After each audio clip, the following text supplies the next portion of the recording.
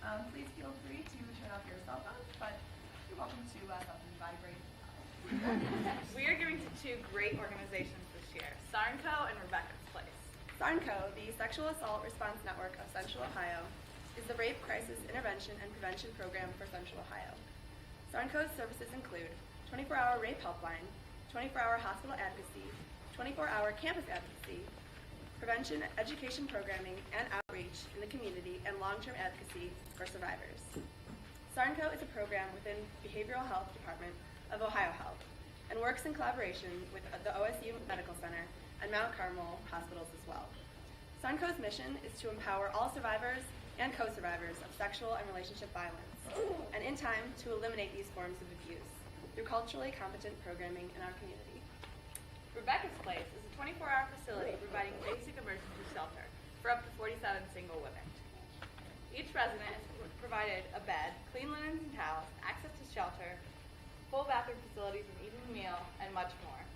The Employment Housing Resource Center, located within the shelter, provides case management services offering access to computers and the internet, resume and job interview skills, employment listings, job placement, life skills workshops, housing resources and referrals, and community referral and linkage. We thank you so much for your support. Enjoy the show.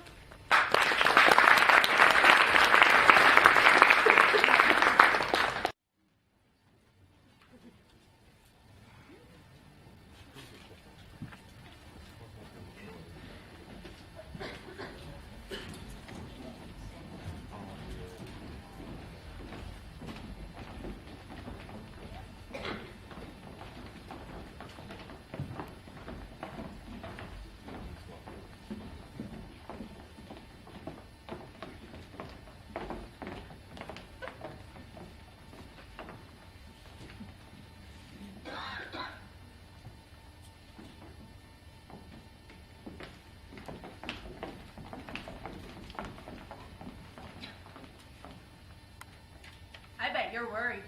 We were worried. We were worried about vaginas. We were worried what we think about vaginas, and even more worried that we don't think about them. We were worried about our own vaginas. They needed a context of other vaginas, a community, a culture of vaginas. There's so much darkness and secrecy surrounding them, like the Bermuda Triangle. Nobody ever reports back from there. In the first place, it's not even so easy to find your vagina. Some women go weeks, months, even years without ever looking at it. A high-powered businesswoman was interviewed. She said she was too busy. She didn't have the time. Looking at your vagina, she said it was a full day's work. You have to get down there, on your back, in front of a mirror that's standing on its own, full light preferred. You have to get in the perfect position with the perfect light, which is then somehow shadowed by the mirror and the angle you're at. You get all twisted up, you're arching your head up, killing your back. You're exhausted by then. She said she didn't have time for that. She was busy. So there were vagina interviews, which became Vagina Monologues. Over 200 women were interviewed. Older women, young women, married women, lesbians, single women, college professors, actors, corporate professionals, sex workers, African American women, Asian American women, Hispanic women, Native American women, Caucasian women, Jewish women. Okay. At first, women were a little reluctant to talk. They were a little shy. But once they got going, you couldn't stop them. Women secretly love to talk about their vaginas. They get very excited, mainly because no one's ever asked them before. Well, let's just start with the word vagina. It sounds like an infection at best, maybe a medical instrument. Hurry, nurse, bring me the vagina. Vagina, vagina. No matter how many times you say it, it never sounds like a word you want to say. It's a totally ridiculous, completely unsexy word.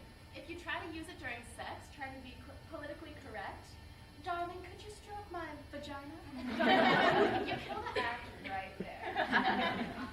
We were worried about vaginas, what we call them and don't call them. In Great Neck, New York, they call it pussycat. A woman there said that her mother used to tell her, "Don't wear panties underneath your pajamas, dear. Need to air out your pussycat." In Westchester, they call it a pookie. In New Jersey, a twat. There's a powder box, a poochie, a poopy, a peepay, a pooploo, a poonanny, a pal, and a poochie. Toady, Dee Dee,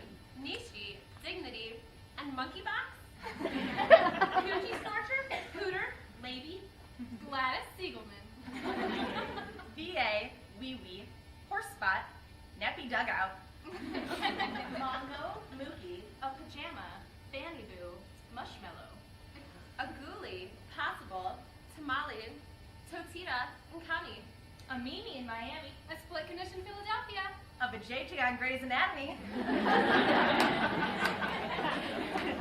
and a shmende in the Bronx. We were worried about vaginas.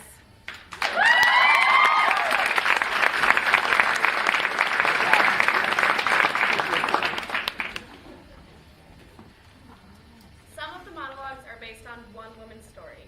Some of the monologues are based on several women's stories surrounding the same theme. And a few times, a good idea became an outrageous one. This monologue is based on one woman's story, although the subject came up in every interview and was often fraught. The subject being, you cannot love a vagina unless you love hair. And many people do not love hair. My first and only husband hated hair. He said it was cluttered and dirty. He made me shave my vagina. Oh, it looked so puffy and exposed and like a little girl. Well, this excited him. When he made love to me, my vagina, it felt the way a beard must feel. It felt good to rub it, but painful, like scratching mosquito bite. I mean, it felt like it was on fire. There's these screaming red bumps. So, well, I refused to shave it again. Then my husband had an affair. When we went to marital therapy, he said he screwed around because I wouldn't please him sexually. I wouldn't shave my vagina. The therapist, she had this German accent, and she gasped between sentences to show her empathy. She asked me why I didn't want to please my husband, and well, I told her I thought it was weird. I felt so little when my hair was gone down there, and I couldn't help but talking in this baby voice, and the skin got all irritated. Even calamine lotion wouldn't help it. She told me marriage is a compromise.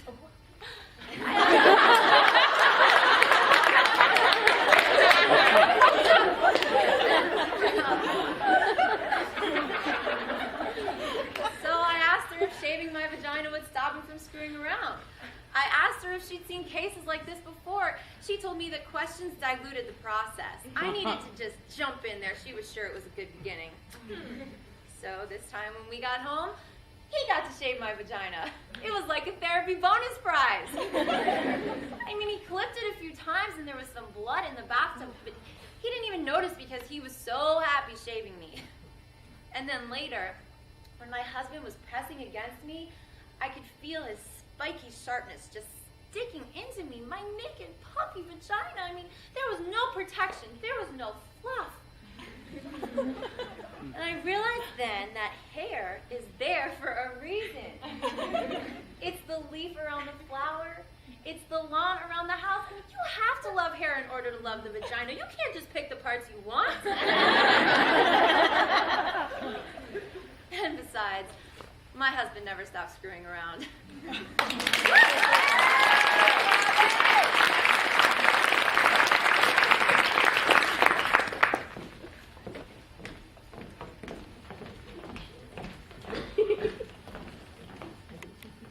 All of the women were asked the following question. If your vagina got dressed, what would it wear?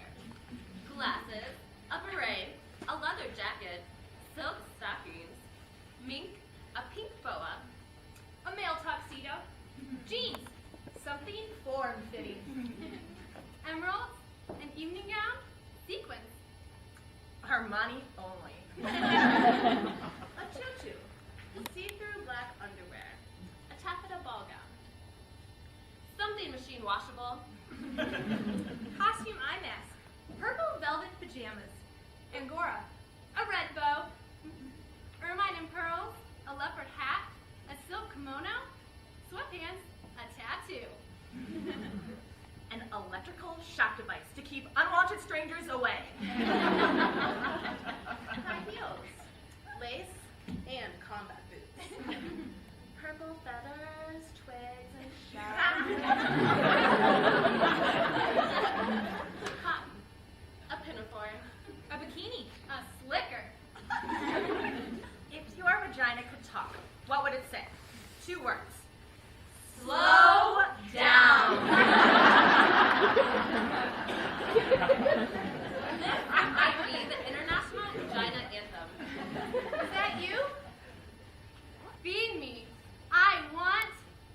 Yum, yum. Oh, yeah. Start again. Over there. Lick me. Stay home. Brave choice. Think again. More, please. Embrace me. Let's play. Don't stop. More, more. Remember me? Come inside. No, not yet. Whoa, Mama! Yes! Yes! Rock me! Enter at your own risk. Oh, God. Thank God. I'm here. Let's go. Let's go. Find me. Thank you. Bonjour. Too hard. Don't give up. Where's Brian? That's better. Yes, there. There. And remember, Slow down.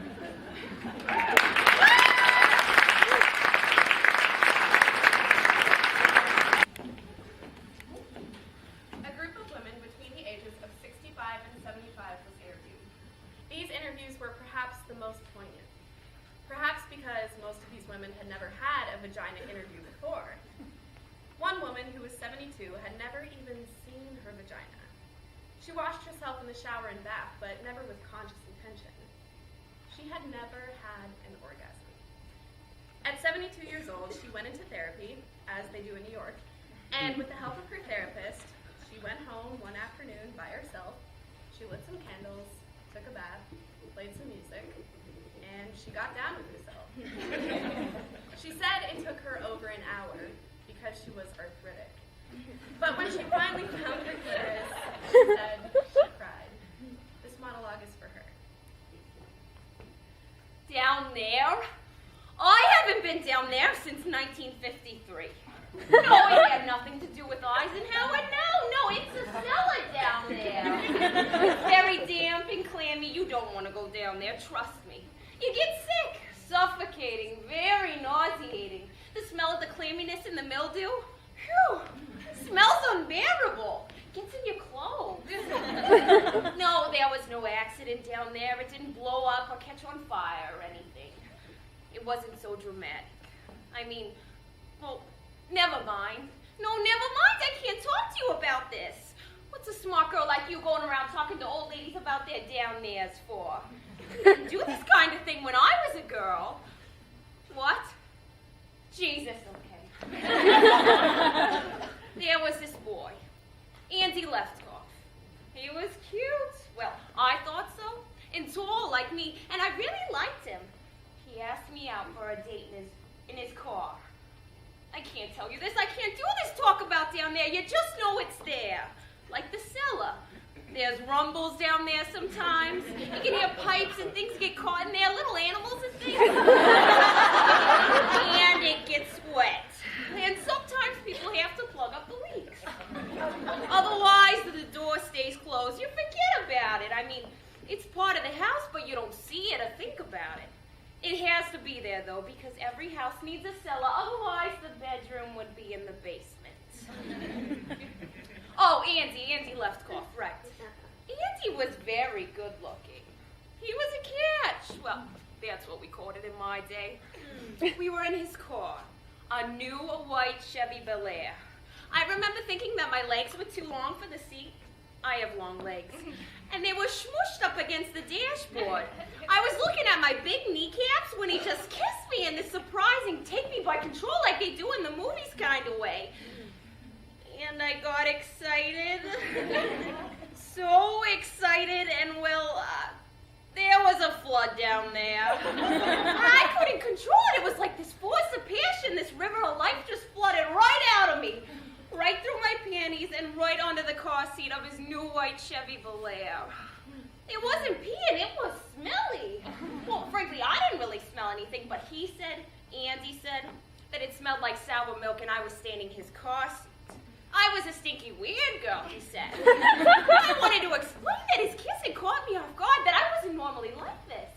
I tried to wipe the flood up with my dress. It was a new yellow primrose dress and it looked so ugly with the flood on it. Andy drove me home without saying another word, and when I got out of his car and locked the door, I locked the whole store. Never opened for business again. I mean, I dated some after that, but the idea of flooding made me too nervous. I never even got close again. I used to have dreams. Crazy dreams. Oh, they're dopey. Why? Burt Reynolds. I don't know why. He never did much for me in my life, but in my dreams. It was always Burt and I, Burt and I, Burt and I. It was always the same general dream. We'd be out, Burt and I, in some restaurant like the kind you see in Atlantic City with all the big chandeliers and thousands of waiters with those little vests. Burt would give me this orchid corsage. I'd pin it on my blazer. We'd laugh. We were always laughing, Burt and I. Laughing. We'd shrimp cocktail, huge shrimp, fabulous shrimp. We were very happy together. Then he'd look into my eyes and pull me to him in the middle of the restaurant. And just as he was about to kiss me, the whole restaurant would start to shake and pigeons would fly out from under the table. And I do not know what those pigeons were doing there. And the flood would come straight from down there. It would pour out of me. It would pour and pour. And there would be little fish inside it and boats. And the restaurant would fill with my flood. And Burt would be standing waist deep in it looking horribly disappointed that I had done it again. Horrified as he watched his friends, Dean Martin and the like, swim past us in their tuxedos and evening gowns. I don't have those dreams anymore. Not since they took away just about everything connected with down there. Moved out the uterus, the tubes, the whole works. The doctor thought he was being funny when he said, if you don't use it, you'll lose it, but really I found out it was cancer. Everything around it had to go. Who needs it anyway? Highly overrated. I mean, I've done other things. I love the dog shows. I sell antiques. You asked me what it would wear? What kind of question is that? What would it wear? It would wear a big sign.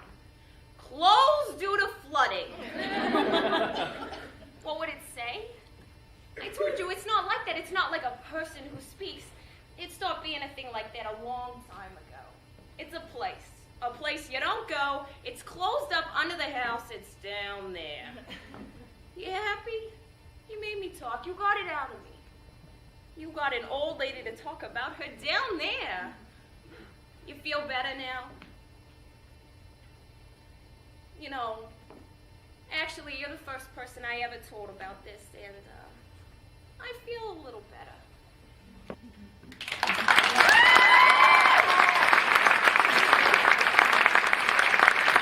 My vagina!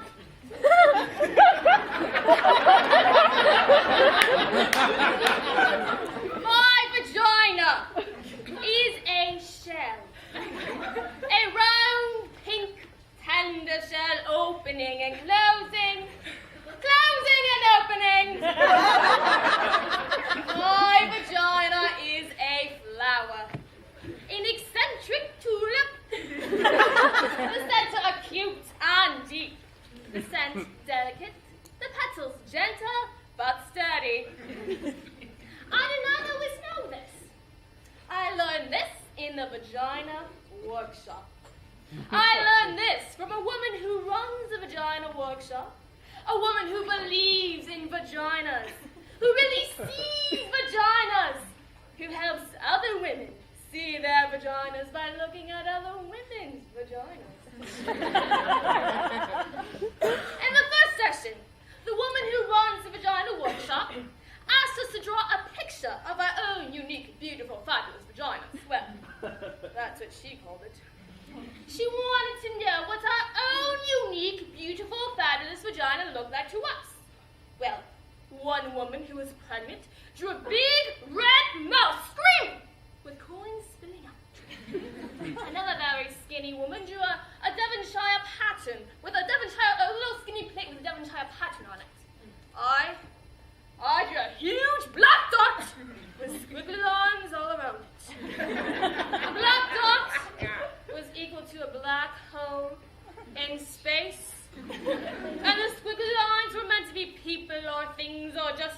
atoms that get lost in there.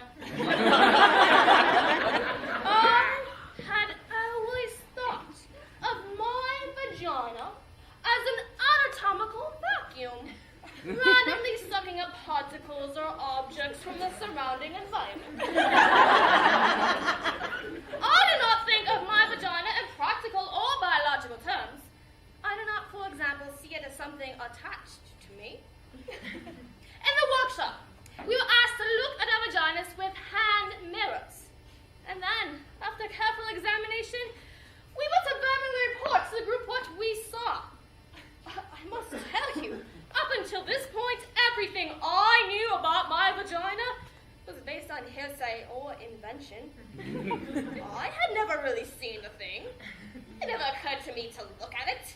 My vagina existed on some abstract plane. It seemed so reductive and awkward looking at it, like we were in the workshop on our shiny blue mats with our hand mirrors. It reminded me of how the early astronomers must have felt with their primitive telescopes. I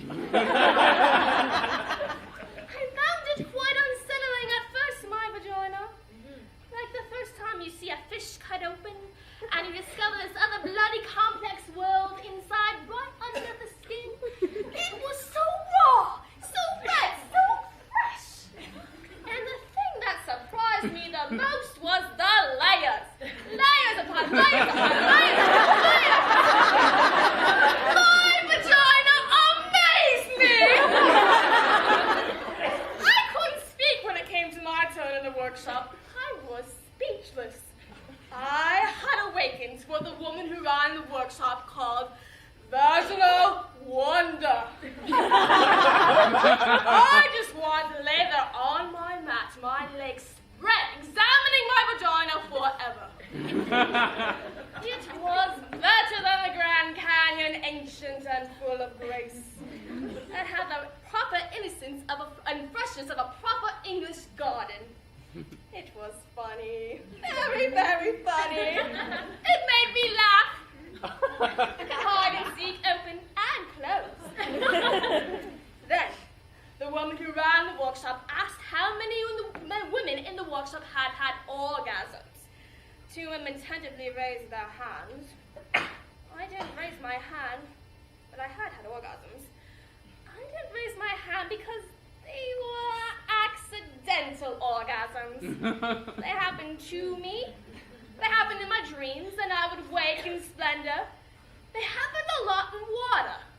Once in Cape Cod. They happened on horses, on bicycles, sometimes on the treadmill at the gym. And I did not raise my hand because although I had had orgasms, I did not know how to make one happen. I thought it was a mystical and magical thing, and I did not want to interfere. It felt wrong getting involved, contrived, manipulative. It felt Hollywood. The surprise would be gone, and the mystery. The problem, of course, was the surprise had been gone for a long time, 2 years. I hadn't had a magical orgasm in a long time, and I was frantic. Well, that's why I was in the vagina workshop. And then the moment had arrived that I had both dreaded and longed for. The woman who ran the workshop asked us to take out our hand mirrors, again, to see if we could locate our clitoris. We were there, the group of us women on our backs, on our mats, searching for our spots, our locus, our reason. And I don't know why, but I started crying. Or maybe it was sheer embarrassment. Maybe it was knowing that I had to give up this fantasy, this enormous life-consuming fantasy that someone or something was going to do this for me. The fantasy that someone was coming to lead my life, to choose direction, to give me orgasms. I could feel the panic coming, the simultaneous terror and realization that I had avoided finding my clitoris, had rationalized it as mainstream and consumerist because I was, in fact, terrified I did not have a clitoris. Terrified that I was one of those constitutionally incapables, one of those frigid, dead, shut down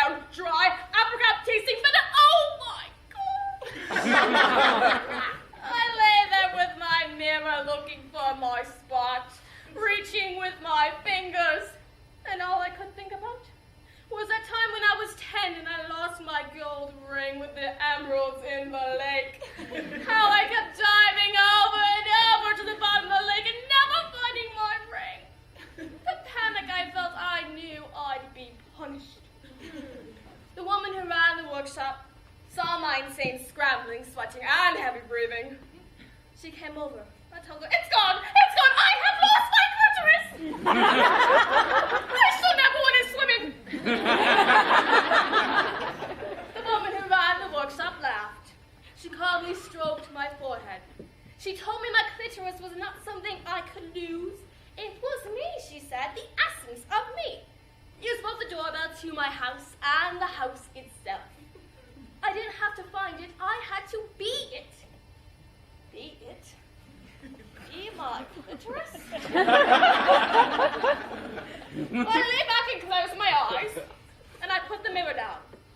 I watched myself floating above myself.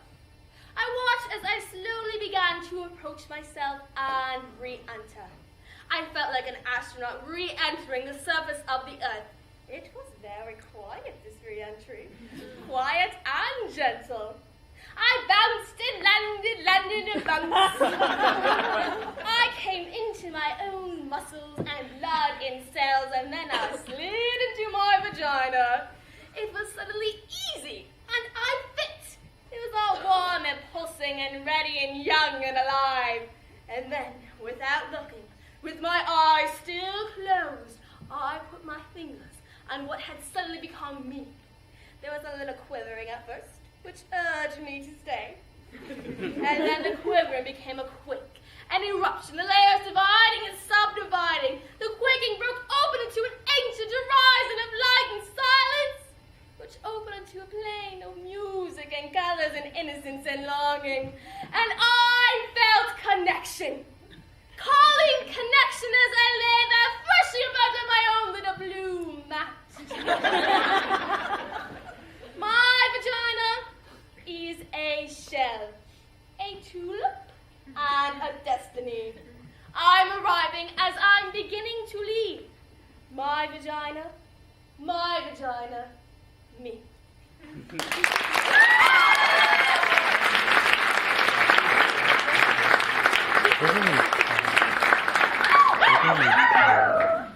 Here is a vagina happy fact from Woman, an Intimate Geography by Natalie Auger. The clitoris is pure in purpose. It is the only organ in the body designed purely for pleasure. The clitoris is simply a bundle of nerves, 8,000 nerve fibers to be precise.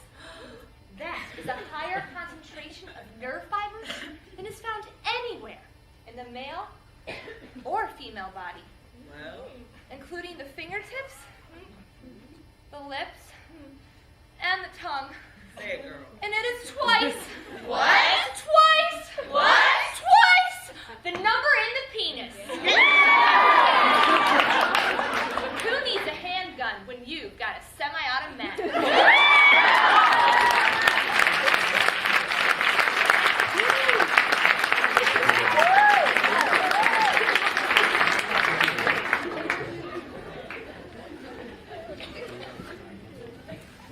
This monologue was based on an interview with a woman who had a good experience with a man.